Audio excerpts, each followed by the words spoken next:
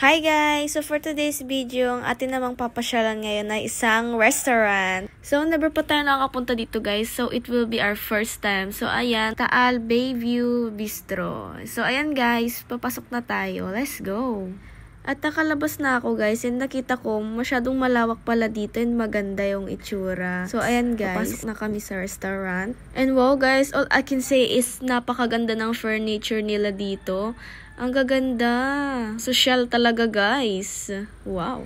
So yan guys, pagkatapos namin pumasok, syempre naghanap na kami ng upuan naming table guys. Pero before that, let's admire kung gaano kaganda yung mga furniture nila dito. So yan guys, may mga different tables din pala sila dito. Ang ganda pa ng mga design nila dito guys. May mga little chandeliers, yan o, ang cute-cute. And siguro maganda dito pag gabi kasi lahat talaga makikita yung ilaw.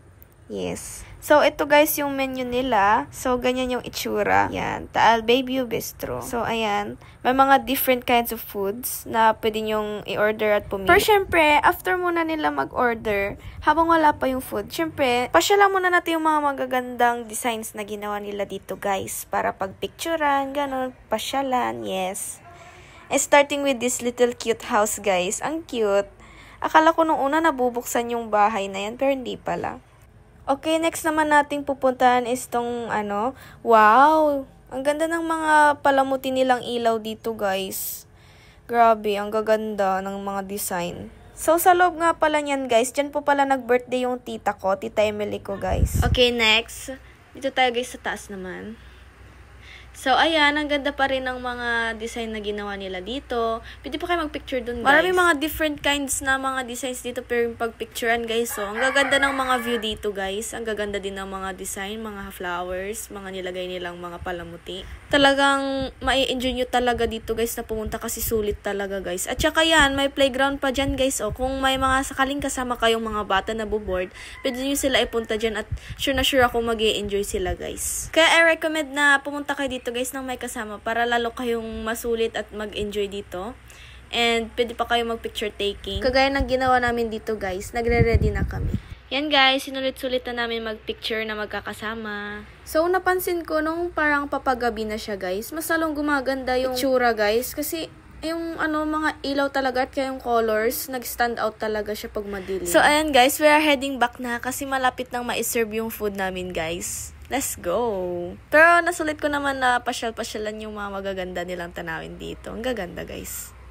Talagang recommend ko pumunta dito kasi ang dami talagang magandang pagpicturan dito. Yes.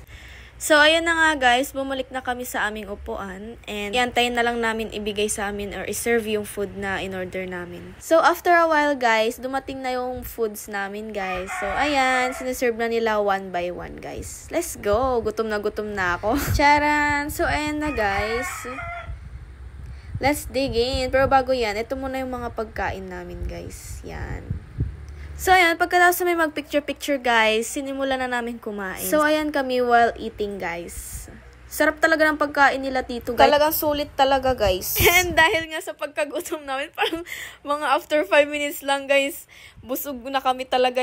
Yan, tapos na kami kumain. And papaubos na din yung food. Talaga, guys, mag-enjoy talaga kayo dito kasi talagang mabubusog kayo dito, legit. Tingnan nyo dito, guys, si daddy ko.